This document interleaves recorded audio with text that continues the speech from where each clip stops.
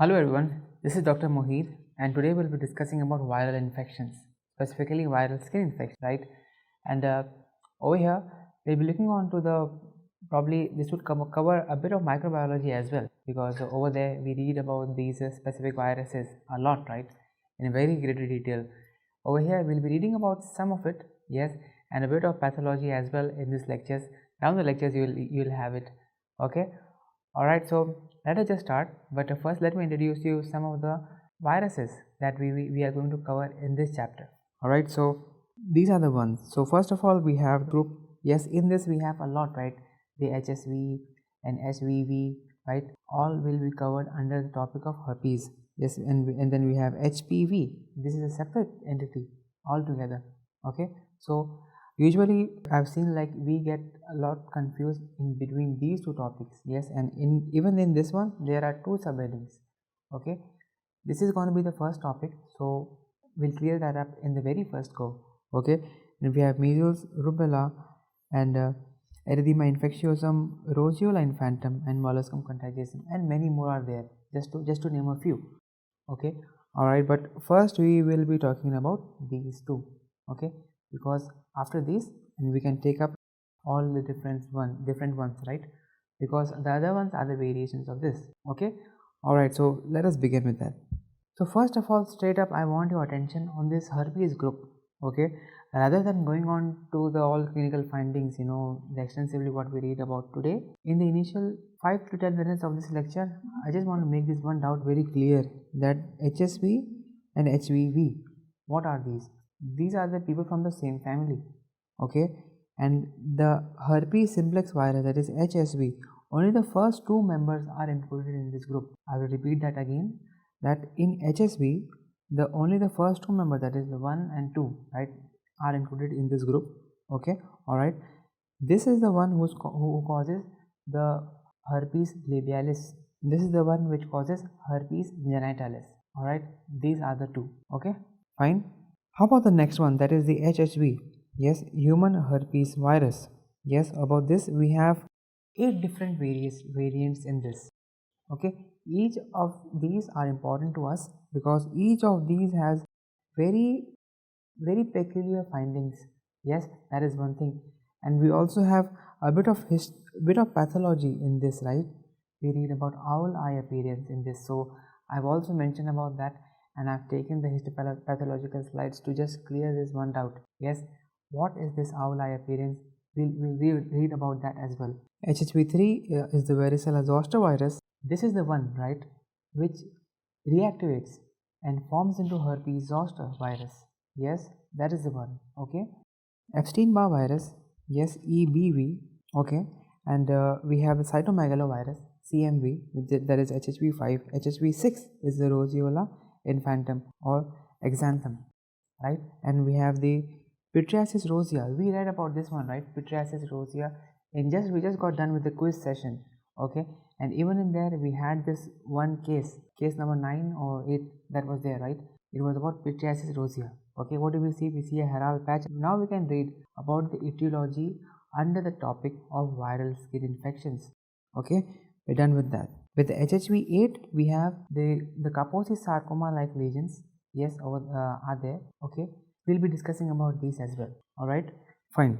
So let us just go on to the very first topic of the day, that is the Herpes Simplex Virus, that is HSV1 and 2. These are only the first two members, okay, 1 and 2. 1 is causing the herpes labialis.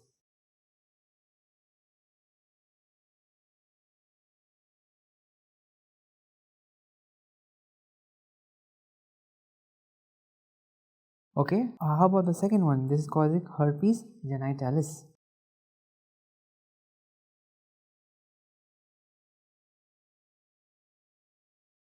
Simple. So how do we remember this? Is below and above the waistline, yes. So if it is above the waistline it is HSV1, if it is below the waistline it is HSV2. It is a very simple way we can remember like this, okay. This is the above the waistline and below the waistline, okay. Alright, this virus, yes, this virus, it remains dormant, yes, in the sensory ganglia.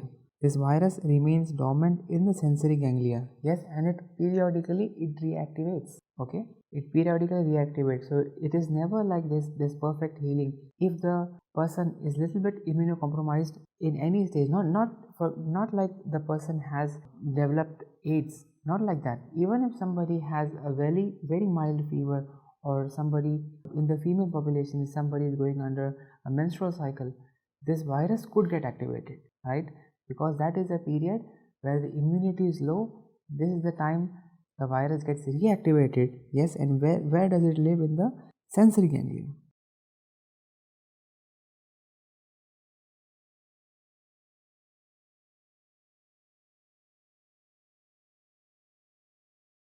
Okay, so the next point is about the multinucleated giant cell. Okay, but before that, I want you to fill up this point. Yes, this is the star point, right? We always discuss about this. Yes, the secondary acantholysis which is there. Okay, all right. The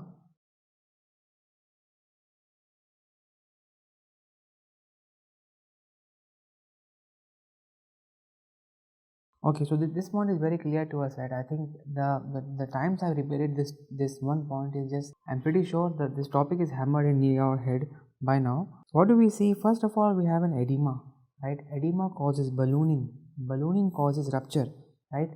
And after that, what does happen? This is reticular degeneration. Okay, there is reticular degeneration, and then we see this multinucleate giant cells, right? The cluster of these cells.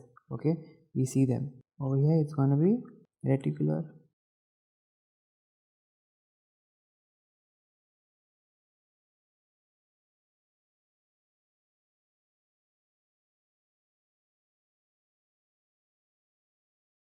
All right, fine. So this is all about the first two herpes simplex virus, right? The HSV-1 and 2. Okay, now we'll read more about HSV-1. Okay, what mayhem does the first one causes? Okay, one of it we mention is herpes labialis. Okay, we'll read more about that right here. Orolabialis is the one. Okay, so I hope you guys are, this is the labialis. Okay, labialis, not the other labias, right? It is above the waistline. This HSV-1. Okay, how do they present? The presentation is very classical. Yes, it would be just like a normal cough and cold presentation. That is the reason there is fever, there's blisters, right? In normal cough and cold we don't have blisters. Yes, over here we do have fever, blisters, and what do we have? This word is very important. That is cold sore.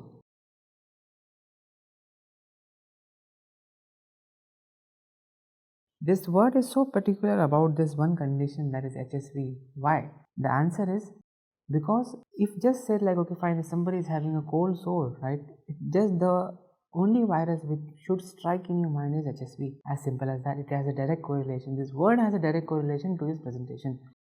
Okay, alright, so how would it be? How would the presentation be? Right, there would be group vesicles. Yes, and eventually they would be eroded, right? The vesicles would break and there will be erosion, and yes, these are painful and recurrent with fever. Hence they are also called as fever blisters. All right, they are also called as fever blisters. Okay, now the location. Right, now talking more about this one point we had over here, that remains dormant in what? Yeah, we know about, like, this is a sensory one, right? So the answer over here is remain dormant in the which one? Tell me. Dorsal cervical.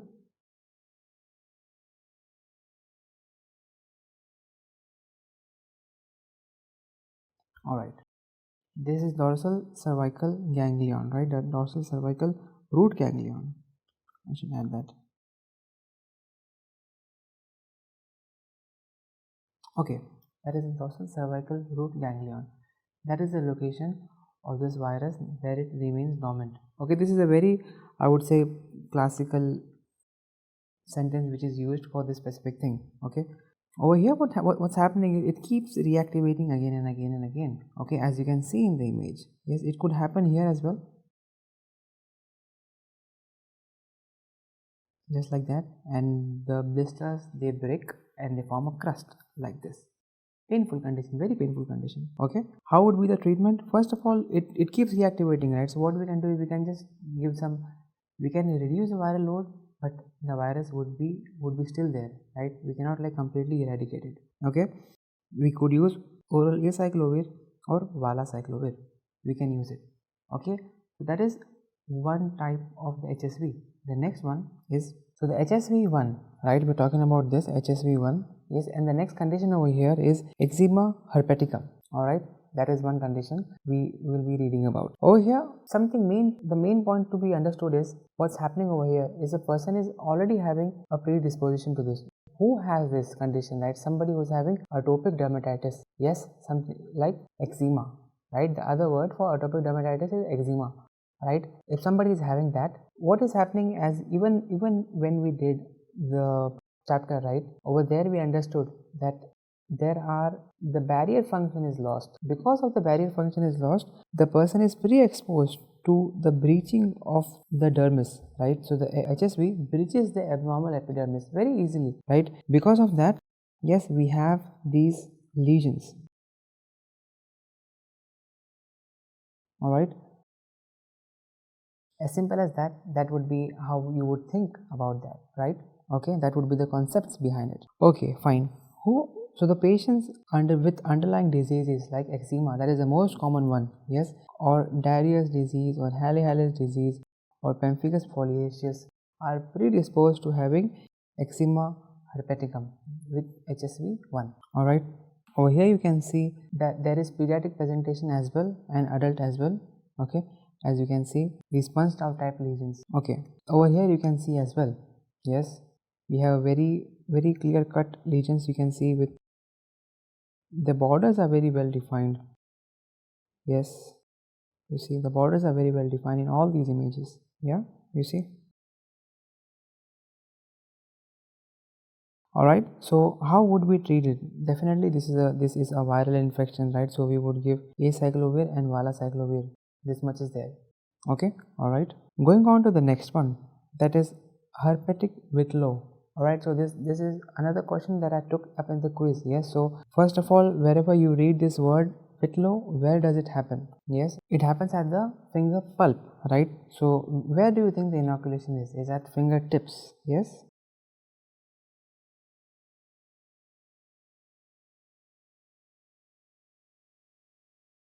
Okay, and the periungual area.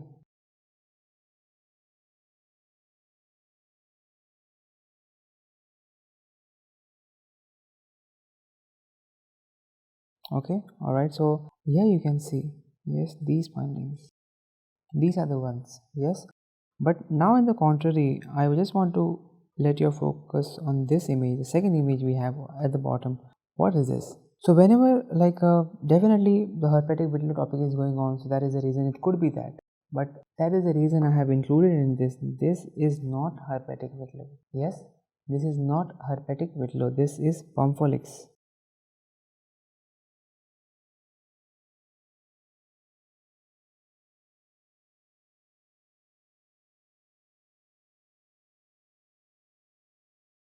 Okay, this is 𝗵𝗿𝗵𝗵𝗺. All right, so over here you can see these, zoom it in, you can just compare these two lesions. Okay, there is quite a huge demarcation in the type of these lesions, right? We can see right here. Over here we use a very specific word for it, that is sago grain appearance.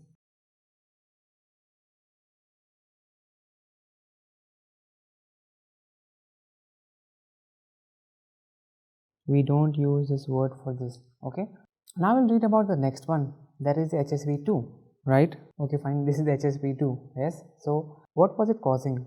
Even in the introduction we discussed about this, right? What does it cause? It causes herpes genitalis. Yes, so it is below the umbilical line. Yes, it is below that. This is the HSV-2. Okay, all right, how does it spread? It is an STD. Yes, it spreads through unprotected intercourse. Yes, that could be one of the reasons. Okay, and how would be the lesions? How would be the vesicles? Yes, which are there? So first of all, these are the fluid filled ones. Okay, they are the fluid filled lesions. But what happens is, because these are elicited in the groin area, yes, and over there is friction. Yes, because of this what's happening is they rupture, right? They rupture because of the friction, they rupture. Alright, because of the friction. Yes, so what's going to happen, and then they coalesce with each other, and it's a very painful condition. Yes, so they would have painful ulcers. Yes, so there would be grouped painful ulcers, as you can see in this image. Alright, initially the episodes, how do you think the patient would be very comfortable or not? Yes, initially the episode would be very severe. Yes, the patient would be extremely uncomfortable with this, but then eventually the symptoms, they periodically taper down. Yes, they periodically get milder.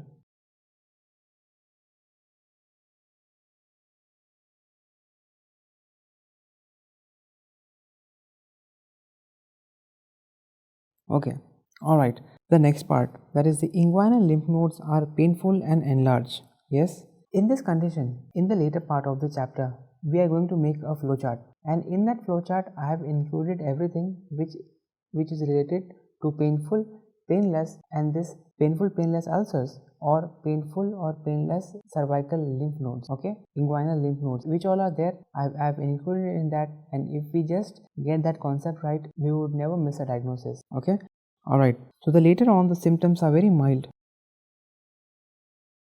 Okay, the next point is chronic erosive or ulcerative lesions. Yes, if anybody is having chronic presentation of this, okay, could be a telltale sign of that the patient is having an immunocompromised state, could be having AIDS. Yes, his disease could have been evolved to AIDS. Yes, fine. And these type of ulcers, these, even though we give any extensive amount of treatment, the main point being is these ulcers are non-healing one. Alright, and in a normal patient, like for example this patient is immunocompetent patient, these ulcers would heal, the body would overcome that. Yes, okay, these ulcers are non-healing.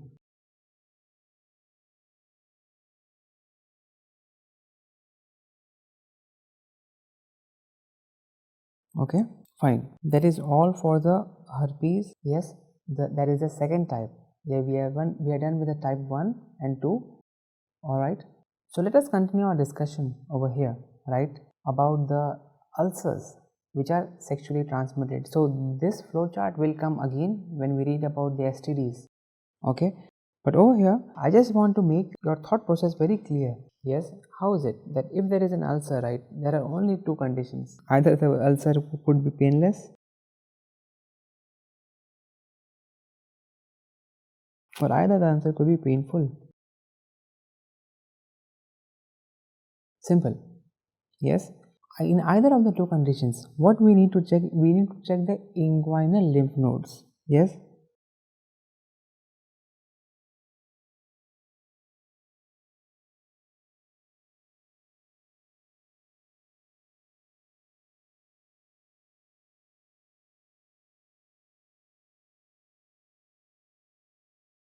alright, we need to check the inguinal lymph nodes, and even there we have to see that, okay, fine, is it a painful or is it a painless condition? Okay, alright, so first of all we have our ulcer which is painless or it is painful. Simple. And in that we have to check the inguinal lymphadenopathy in that. Okay, once we do that, yes, so status, not the status of the ulcer, I am talking about the status of the lymph nodes. Either these could be painless,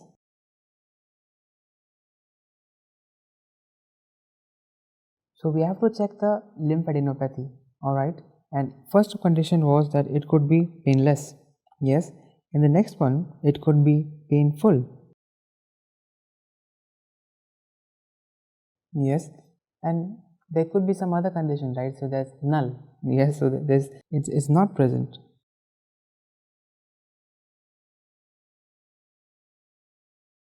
Mind you, we are not talking about the ulcers, these are the lymphadenopathy that we are talking about. Okay, alright, this category comes under the painless type of ulcer. Okay, if it is painless, we have these three conditions, that is syphilis, LGV, and donovanosis. Okay, alright, now I want your head to be oriented towards this, like if there is an ulcer, how would you think? What should be your thinking pattern? Because if we get this thing right, if we get just this flowchart right, 100% of our concepts and our questions will never go wrong. Yes, we go on to the next one, that is the lymph node. We would check, yes, and if it is a painful ulcer, yes, and we'll check the inguinal lymphadenopathy, yes, and it could be, first of all, it could be painful. Only one condition over here, right, that if it is painful and ulcers are not preceded by blisters, yes, so in that case, it could be only two conditions, either it could be chancroid or either it could be herpes genitalis, alright, and we can look at the ulcer and we can just make out the difference, okay. So just with this painful, painless, lymphadenopathy, positive, negative, we can narrow down our findings, yes, just by these 2 points. So we'll have a quick revision of this flowchart once again. We are talking about STD ulcers. STD ulcers could be either painless or it could be painful. The next thing we do, we check the inguinal lymphadenopathy. There could be 3 presentations. It could be painless, painful, or it could not be present. If it is painless, it is syphilis. If it is painful, it is LGV. If it is not present, it is 𝗏𝗏𝗏𝗏𝗏𝗏𝗏𝗏𝗏𝗏𝗏𝗏𝗏 And on the other side, if it is a painful ulcer, we would check the lymphadenopathy, and in that, if the ulcer is not preceding by blister, that there is only, we can see only ulcer, there is no blisters forming, that is the end stage of the ulcer, right. There are 2 conditions which could happen, that is chancroid or herpes genitalis. Alright, so I hope this one chart is very crystal clear in your head, okay. When we will do the STD chapter, I will come to this thing again. I'll make sure I include this flow chart. We will have a quick revision again. Let us go on to the next one. So please have that classification in your head. We are done with 1, 2. Now we are going to start with 3. We are done with this. Now the topic of discussion would be this: Varicella-Zoster virus, short form VZV.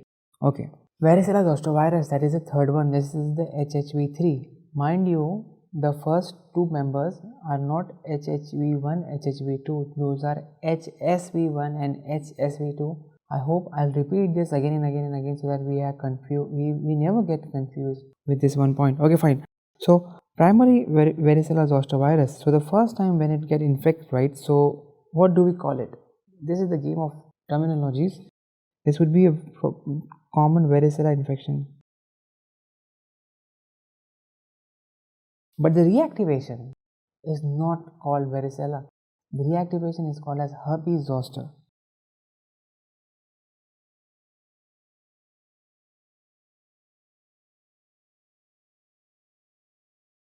Okay, please, it is HHV3. okay, fine. All right, so over here we discussed in our introduction as well, right, what is happening. We are going under what? Secondary acantholysis. Yes, so I think I have abused this one point a lot. We are going under secondary acantholysis. Okay, so what is happening is, if you remember the histopathology behind it, we'll just make a quick revision to that as well. So what's happening is, the virus is infecting the skin. It is going into the skin, right? Okay, yeah. And how does it elicit? We will have the ballooning. Ballooning will be seen. Yes, the ballooning will be seen. And there will be degeneration of the keratinocyte, and there will be spongiosis that will happen. Okay.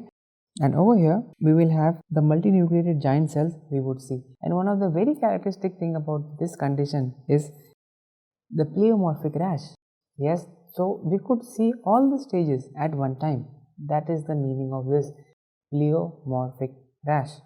Alright, first of all we would have papules, right? Papules turn into what?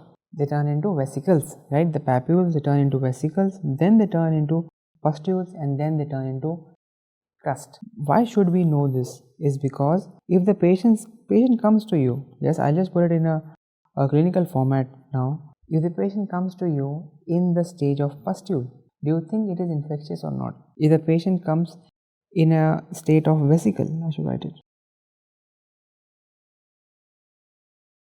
Do you think it is infectious or not?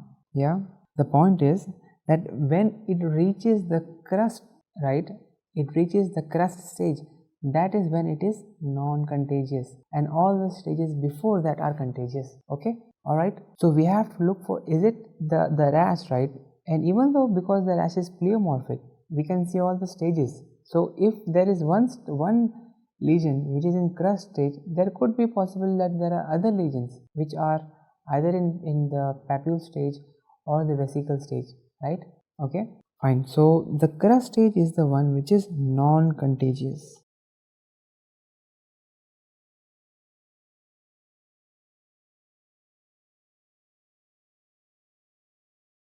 Okay, all right. And in this, all right, and there are definitely different things in the whole dermatology. There are so many different type of aspects which we have. There are papules, vesicles, and all the different type of things we see. But over here we are looking for vesicle. Why? Because the presentation is very specific presentation, that these have dewdrop on rose petal appearance. Okay, so this sentence, this word is very important, that it is dewdrop and rose petal appearance is seen. Okay, how about the treatment option? We would just go ahead, we give 𝗖𝗵𝗵𝗴𝗺 and 𝗲𝗲𝗵𝗵𝗺. all right, these two conditions are there. But just about this varicella, right, why it becomes a mayhem is if it occurs in a pregnant lady. Just imagine it is occurring in a pregnant lady. Yes, it could elicit a lot in her body and the child as well. What are those? That is the topic of discussion ahead. Varicella in pregnancy. Okay, first of all, this is the point I mentioned, right, even in the quiz, that the duration is very important. If the duration happens within 20 weeks, yes, it happens, then most probably the child would have this. Yes, but what is the most risk? The duration, where the duration is from 13 to 20 weeks. If the child is being exposed to this virus, he could elicit these findings. Okay, all right. And in this we have one of very classical tooth finding, that is Hutchinson teeth. In pediatrics we read extensively about this topic, right? That is the Hutchinson teeth. Okay, fine. In all, how much risk of damage is there? There is about 2% risk of damage to the fetus, and treatment we would give oral 𝗖𝗵𝗵𝗴𝗺. Yes, okay. All right. The next condition is neonatal varicella syndrome. Neonatal varicella syndrome, and over here again the duration is important. When is the neonate being affected with it? When? The answer is 5 days before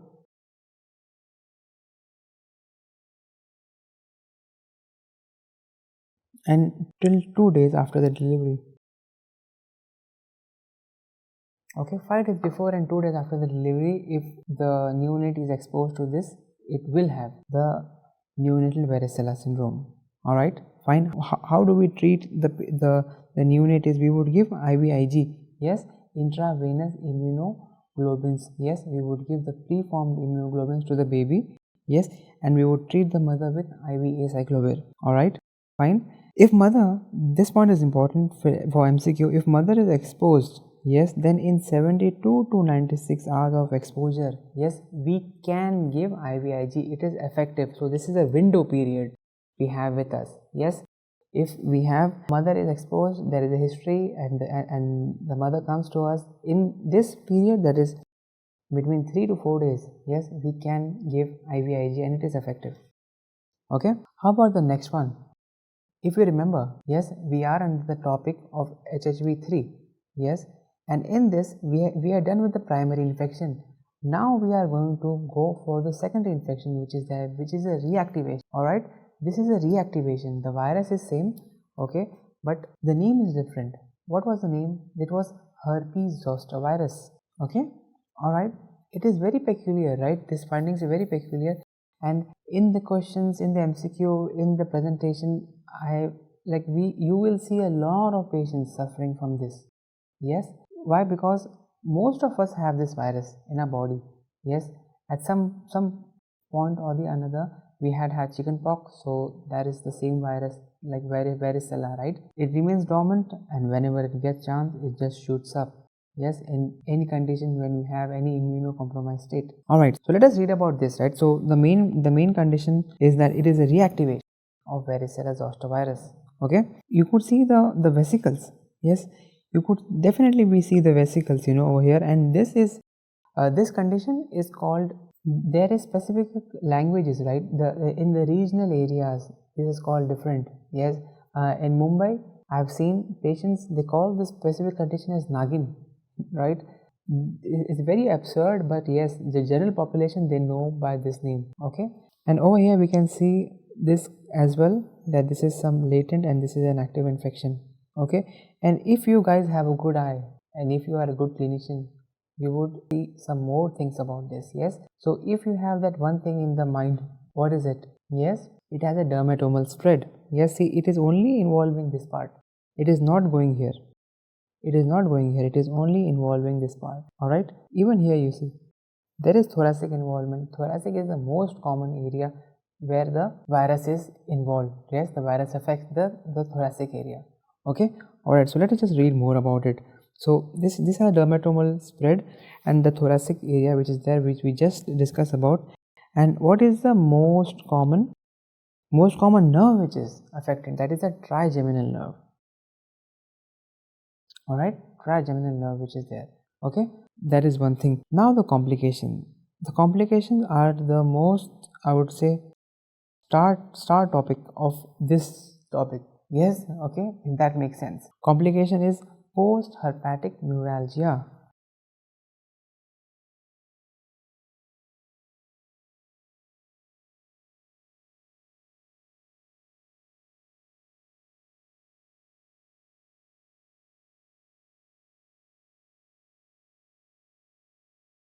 Okay, this is the post-herpetic neuralgia. Okay, and there's one more thing which is there. Yes, I've written the definitions over here. If you could get the medical term for it, well and good. If not, that is allodynia. That is perception of non-painful stimulus as painful. As interesting that it sounds, the medical term we use is allodynia.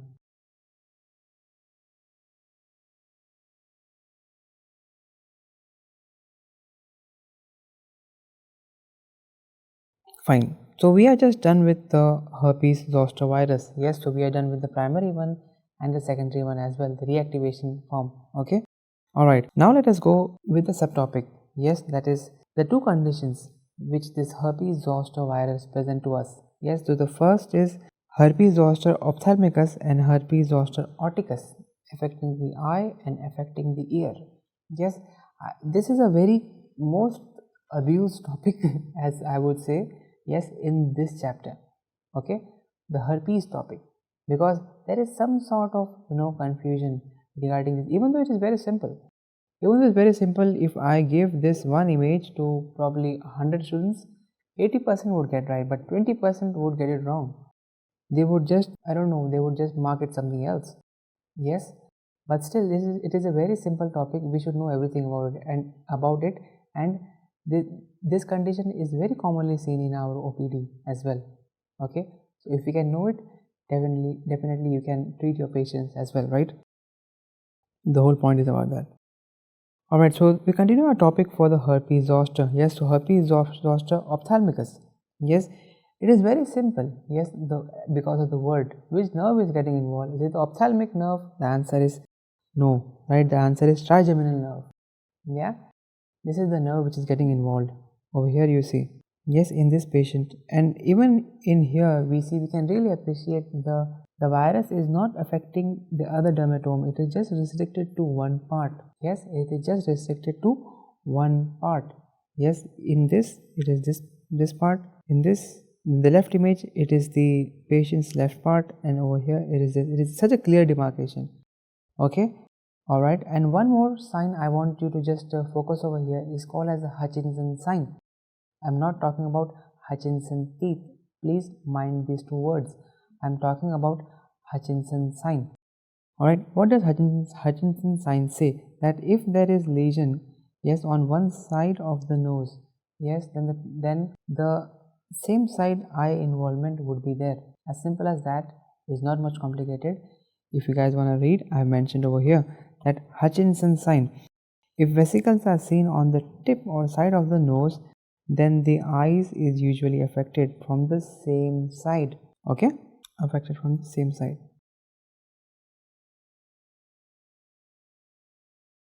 Okay, all right. So one important thing, like this point everybody would know, but my students are very special. They should know because of what the reason the Hutchinson sign is being elicited. If you know this one point, that is due to common nerve supply of nasociliary nerve. Alright.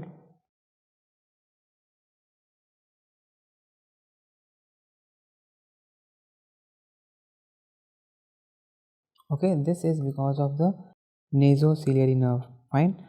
Just a few points with this topic, but yes, this is very important. Okay. Now we go on to the next one, that is the Herpes Zoster Virus, also called as the Ramsay-Hunt syndrome. Very important, right? I think it's very important because examiners love it. Somehow these examiners, they love it. So what is the triad that we should comply, we should know about is, the first of all, there's going to be ear pain. It's very obvious, right? Ear pain.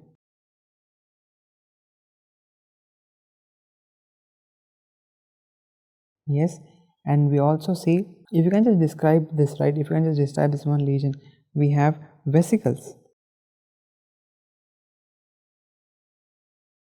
Vesicles in external auditory canal. Yes, and the third part is the facial nerve palsy.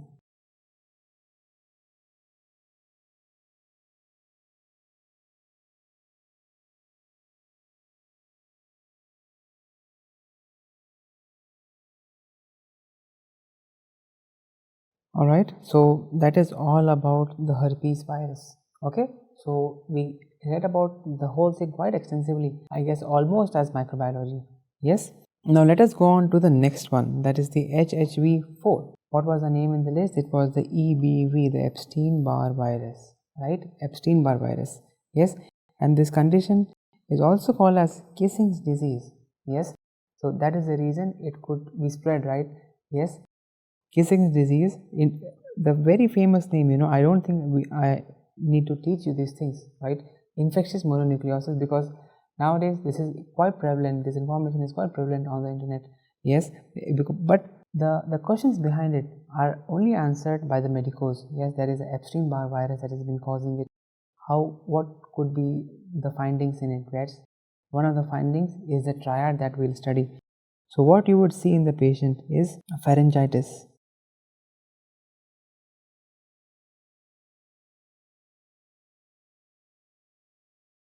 The patient will have fever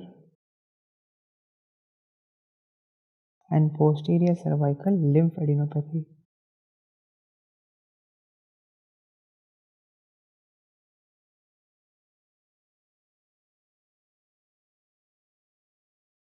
Alright, so that is all for that. Okay, as you can see over here, definitely both the tonsils of this patient, you see they are enlarged.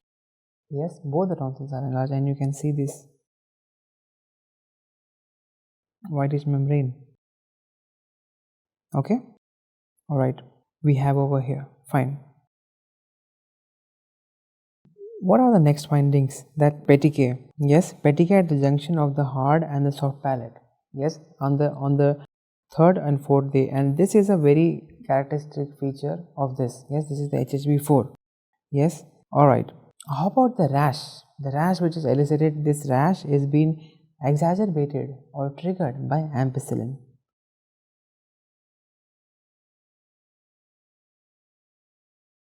Alright, and usually it happens after 7 to 10 days after the use of antibiotics. Okay, and and how would we diagnose it? Yes, in the diagnosis part we would see atypical lymphocytes. Where do we see this? Do we have to take a biopsy? No, in the peripheral blood smear only we would see atypical lymphocytes. Yes, this is a point for diagnosis for this. Yes, that is the EBV virus. That is how we would diagnose it. Okay, and in the serum we will also have this heterophile antibodies positive. Yes, and one more thing, yes, about the HSV-4, it is caused by the Epstein-Barr virus. Okay, and this virus has also correlation with other things. What are these other things? First of all, it is very notorious to having oral hairy leukoplakia. Oral hairy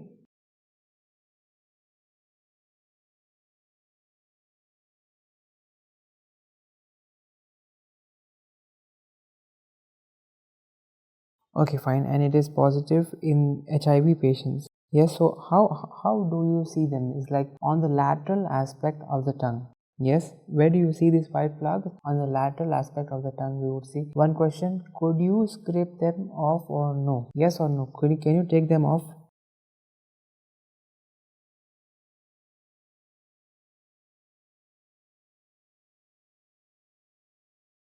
Yes, so these cannot be taken off. Yes, so it is seen on the lateral aspect of the tongue. Okay, do you think it is a pre-malignant condition or not?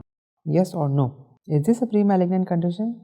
No, right? It is not pre-malignant.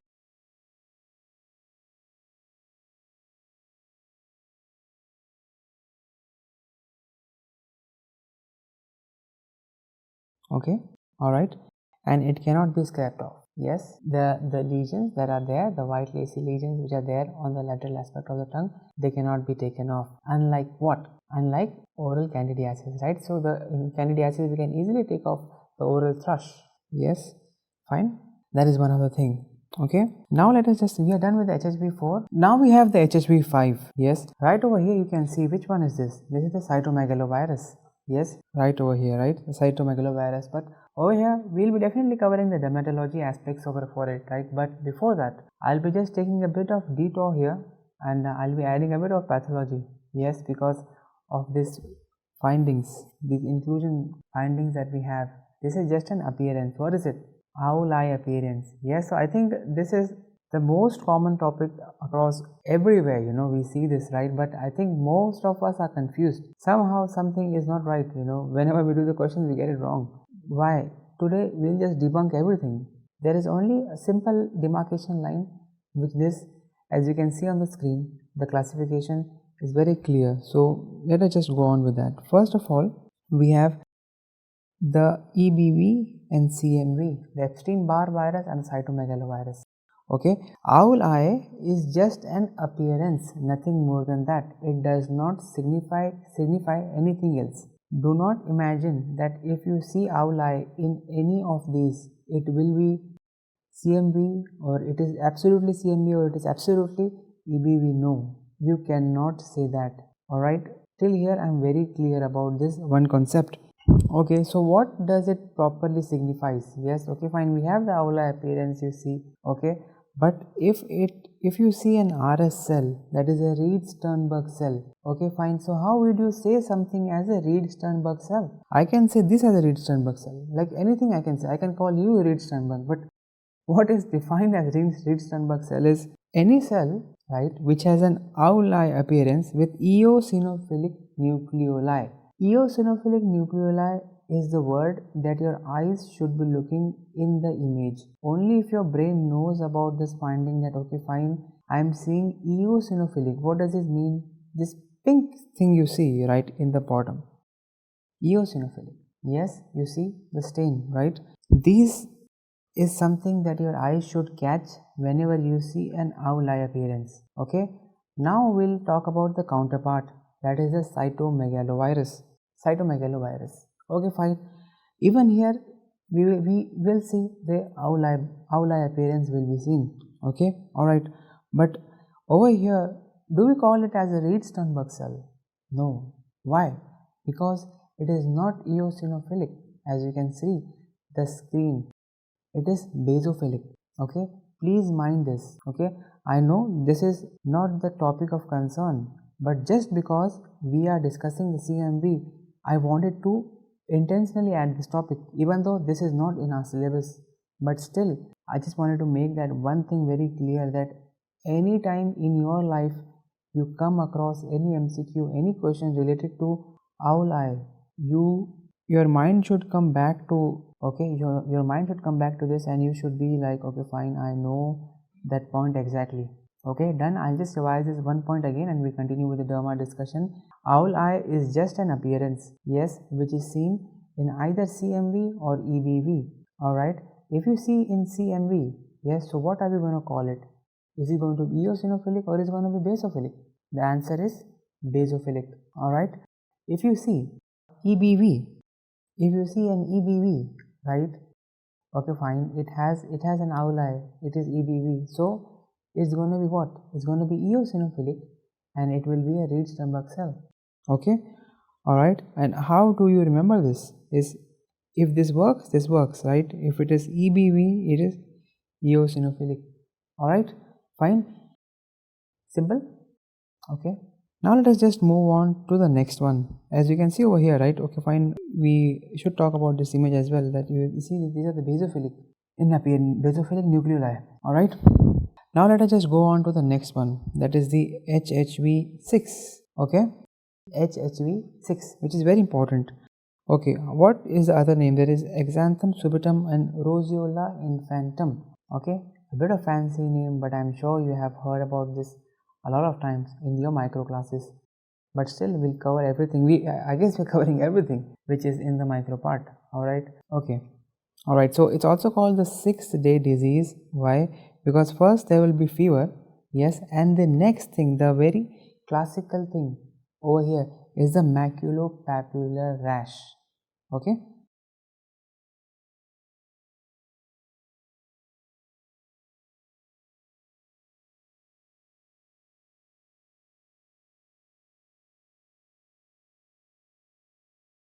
alright, this maculopapular rash. Okay, what is the word for it? Is morbilliform rose colored macules. We see it. Okay, alright, and this rash is seen on the body, not on the mucosa. What do we see on the mucosa? That is a uvulopalatal glossal spots. What are the name of these spots? Anybody who knows it is very correctly said. Yes, these are the Nakayama spots. What are these? These are the Nakayama spots.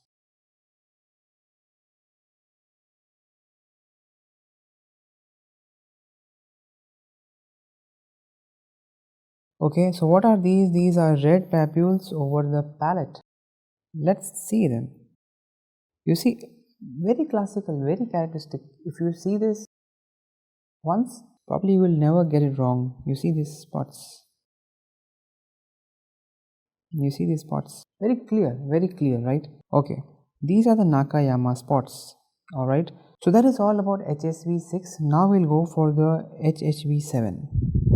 Okay, HHV7, this is our very old friend, Pityriasis rosea. Alright, it's been caused because of the HHV7. Okay, HHV7 more than 6, if both are given, that would be the answer. Okay, fine. These are usually drug induced. Yes, probably because of some medications. Yes, initially what does it present? This is the one word, right? We always hear about. This is the one word. What is that word? That is the herald patch.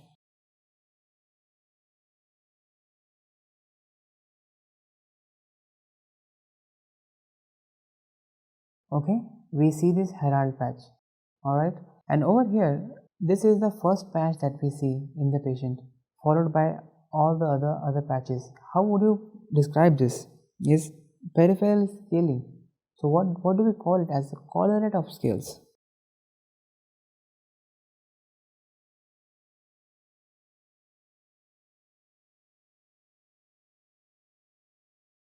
Collarate of scales.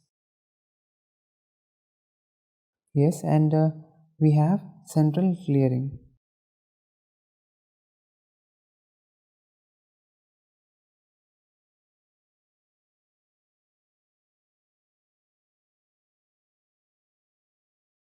Okay, you see here we have this appearance. This is the scaly part which is there, and this is the central clearing we can see. Over here we have a very classical finding. Yes, in our quiz discussion also, right, we had this one point, that is about the Christmas tree appearance.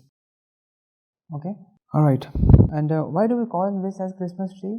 Is because, first of all, I'll just make you see the image. Yeah, you see, like right over here, if you imagine, you see like all these lesions, right? You see these are pointing downwards. Yes, they all are pointing downwards.